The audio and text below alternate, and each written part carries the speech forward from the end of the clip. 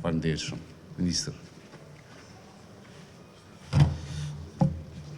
Ministri i dashur, ju faleminderit shumë për mikpritjen sot në Kosovë, po më është kënaqësi të jem këtu sot.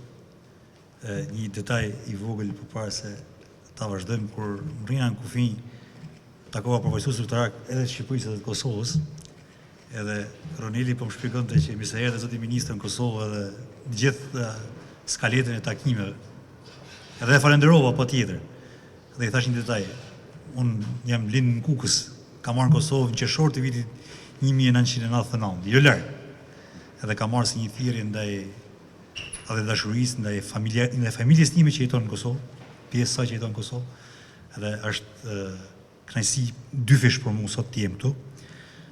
Republika e Shqipërisë qëndron krah për krah me Kosovën në gjithë udhëtimin dhe rrugtimin e saj që nga çlirimi, pavarësia dhe sot thellimi i institucioneve demokratike në Republikën e Kosovës, ngritja e bashkëpunimit në nivel ndërkombëtar, forcimi i institucioneve të saj, forcimi i një republike demokratike me një prirje perëndimore të qartë, bashkëpunimi midis dy shteteve nuk mund të ishte më i mirë dhe më i fortë sot. Diskutuam me kolegun për bashkëpunimin që kemi, për thellimin e bashkëpunimit në gjitha fushat, veçanërisht edhe në ato të industrisë ushtarake, cila na përket të dy palëve.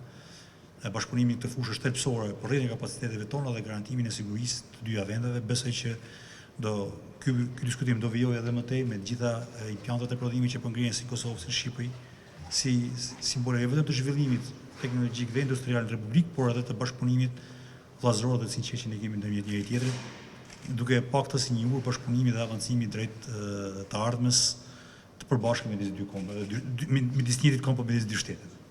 Në të dyja vizitat që zhvillova në Bruksel, edhe në atë pranë sekretarit përgjithshëm zotit Rute, po edhe atë me kryetarin e Komitetit Shtetror zotit Admiralin Kavo Dragona, Shqipëria ka ngritur shqetësimin e përgjithshëm të sigurisë në rajon, veçanërisht sigurisë në Kosovë.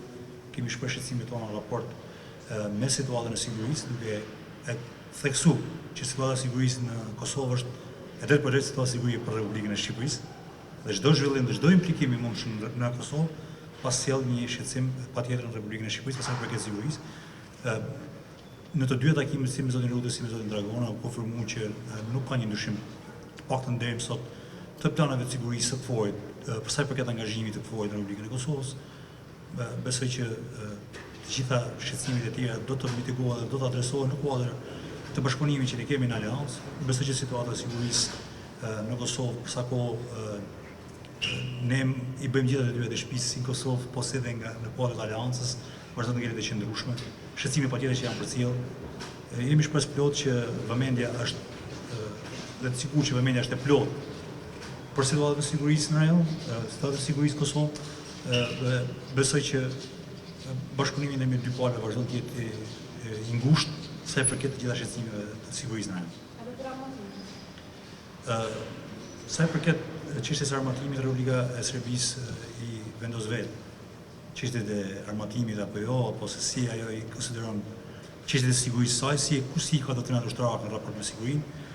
Shqipëria si anëtare e NATO-s, por edhe Kosova për sa kohë këtu kemi misionin KFOR, po edhe çështja dhe evokimi që qeveria e Kosovës ka lidhje me sigurinë. Besoj që të gjitha strategjitë e sigurisë dhe të gjitha doktrinat e sigurisë kanë përputhje me dhe koordinim plot me NATO-n, që është edhe gurthemeli i garancisë së sigurisë jo vetëm në Kosovë, por edhe në rajon, për sa kohë që shumica e shteteve në rajon janë shtete anëtare të NATO-s.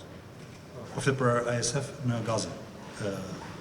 Shqipëria, po ndihmimi tim dhe Kosova kanë marrë përsipër që do të jenë pjesë në trupin stabilizues të sigurisë në Gaza. Jemi në faza shumë të hershme, jemi akoma duke shqyrtuar dhe duke vëzhguar një territorin ku mund të vendosen trupat tona.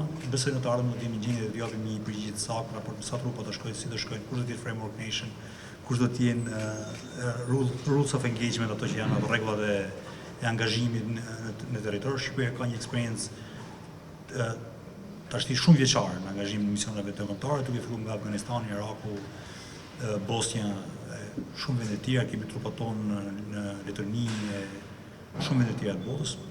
Besoj që me angazhimin edhe përbashkët edhe me forcat e Republikës së Kosovës do kemi mundësi që ta shqyrtojmë situatën në terren dhe pastaj të marrim një vendim marrë në raport me angazhim.